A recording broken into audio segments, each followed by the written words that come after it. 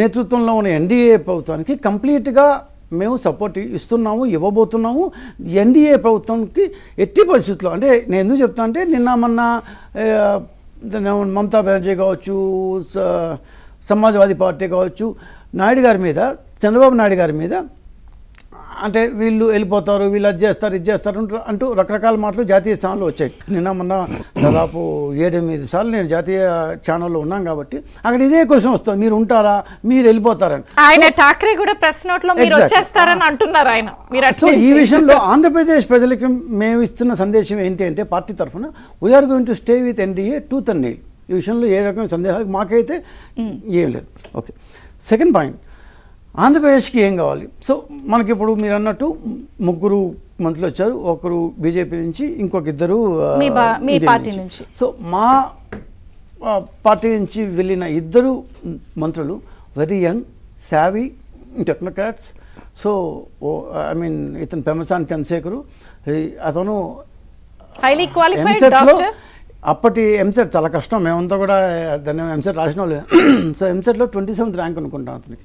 So Osmania యూనివర్సిటీలో he has done is MBBS, then he has done is doctoral and post doctoral studies in medicine from prestigious universities of US.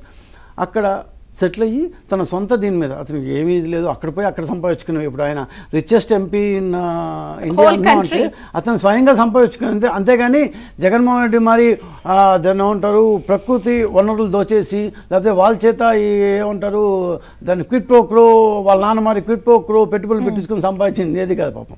Okay, and is a very young and dynamic person. Second, Rammohan Naidu గురించి అందరికీ తెలుసు, is a 3-time MP, Yerranna గారి అబ్బాయి. He is engineering graduate and who has done his management in top European university. So ఈ విధంగా మేము ఇద్దరు ఇచ్చిన 2 మంత్రులు we feel that they can really contribute to the nation, to the ministry and to Andhra Pradesh also.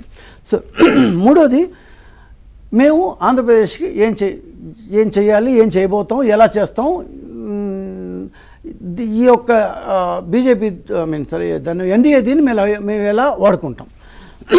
వ్యవస్థల విధ్వంసం అనే మాట మనం వాడుతున్నాం. చంద్రబాబు నాయుడు కూడా చెప్పారు, మన ప్రెస్ లో కూడా ఆఫ్టర్ విక్టరీ కూడా చెప్పారు. ఎంత విధ్వంసం అంటే ఇంకా అసలు సార్ చెప్పినట్టు యుద్ధం అయిపోయిన తర్వాత ఎలా ఉంటుందో ఆ యొక్క టైప్లో ఉంది. ఎప్పుడన్నా ఎలక్షన్ అయిపోయిన తర్వాత కార్పొరేషన్లు ఆఫీసులు మూసేసి, ఆ శాఖల ఆఫీసులు మూసేసి, దానిపై ఏమంటే ఈ ఫైల్ వెళ్ళిపోతాయనో లేకపోతే కంప్యూటర్లు వెళ్ళిపోతాయనో అంటే ఆ లోపల ఉండే వాళ్ళ మీద ఎంత నమ్మకం చూడండి. పోలీసులు కాపలా పెట్టేంత స్థాయికి ఎందుకు వచ్చాము అంటే, ఒకే ఒక ఎగ్జాంపుల్ చెప్తే నేను వెళ్ళిపోతాను మిగతా దీనికి. APMDC, Andhra Pradesh mineral development corporation, దీనికి తమ యొక్క సామాజిక వర్గం, రెడ్డి సామాజిక వర్గంలోని ఒక వ్యక్తిని తెచ్చి పెట్టాడు. ఎందుకంటే రాజశేఖర రెడ్డి గారి దగ్గర నుంచి, మళ్ళా చెప్తాను నేను, రాజశేఖర రెడ్డి గారి దగ్గర నుంచి వనరులు, ప్రకృతి వనరులు దోచుకోవడంలో వీళ్ళు ఆరితేరిపోయారు. అది బ్రాహ్మణి స్టీల్ దగ్గర నుంచి, అప్పటి ఐరన్ ఓర్ దగ్గర నుంచి, ఇప్పటి ఏపీఎండిసి ద్వారా ఇచ్చిన ఖనిజాలన్నీ ఏమంటారు డేలైట్ రాబరీ చేశారు. ఆయన తెచ్చిన వ్యక్తి ఎవరు తెలుసమ్మా? ఈ వెంకటరెడ్డి అనే వ్యక్తి సంబంధం ఉండాలి. ఇప్పుడు ఖనిజాభివృద్ధికి సంబంధించి ఒకవేళ డెప్యుటేషన్ మీద దానికి సంబంధించిన వ్యక్తి తెచ్చారంటే ఆయన కోస్ట్ గార్డ్లో పనిచేస్తారు. కోస్ట్ గార్డ్ అంటే తీర ప్రాంత గస్తీ దళం.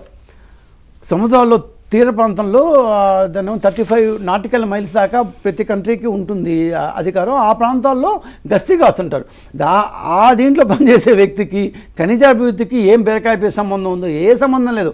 మనోడు మనకు సహాయం చేస్తాడు, మన లాయల్టీ ఉన్నాడు, మనమేం చెప్పినా వింటాడు. ఇక్కడ విజయ్ గారు, నీలేపల్లం గారు 3 పాయింట్లు ఉన్నాయి. మీరు చెప్తున్నట్టు ఏమిటంటే ఇవన్నీ గుర్తించాలి, ఉద్వాసన పలకాలి అంటే ఇంకా చేస్తాను. నేను ఒక ఎగ్జాంపుల్ చెప్తాను. నేను ఇట్లా ఏపీబీసీఎల్ దగ్గర నుంచి అన్ని చెప్పుకుంటూ పోవచ్చు. సో ఇవన్నిటిని మేము రీడూ చేయాలి, అంటే అండూ చేయాలి. సో అండూ చేయాలంటే మొత్తం ఫస్ట్ దాన్ని ప్రమాణ స్వీకారం జరగంగానే అసలు ఏం చేశారు? 7,000 కోట్ల రూపాయలు ఏపీఎండిసి